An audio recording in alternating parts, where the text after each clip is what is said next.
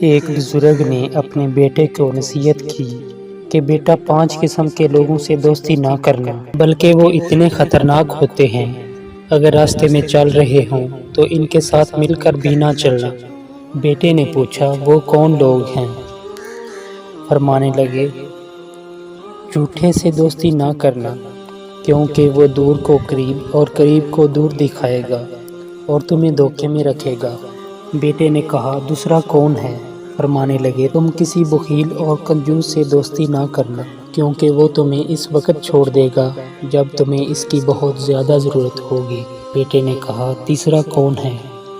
فرمانے لگے، فاسق، یعنی جو اللہ کے حکموں کو توڑنے والا ہو، اس سے بھی دوستی نہ کرنا، کیونکہ وہ تمہیں ایک روٹی کے بدلے میں بیچ ڈالے گا، بلکہ اس سے بھی کم قیمت میں بیچ دے گا۔ بیٹے نے پوچھا، بابا ایک روٹی سے کم قیمت میں کیسے بیچے گا؟ فرمانے لگے، روٹی کی امید میں تمہارا سودا کر دے گا اور تمہیں پتہ بھی نہیں چلنے دے گا۔ بیٹے نے کہا، چوتھا کون ہے؟ فرمانے لگے، بیوقوف سے دوستی نہ کرنا، اس لیے کہ وہ تمہیں نفع پہنچانا چاہے گا لیکن تمہیں نقصان پہنچا دے گا۔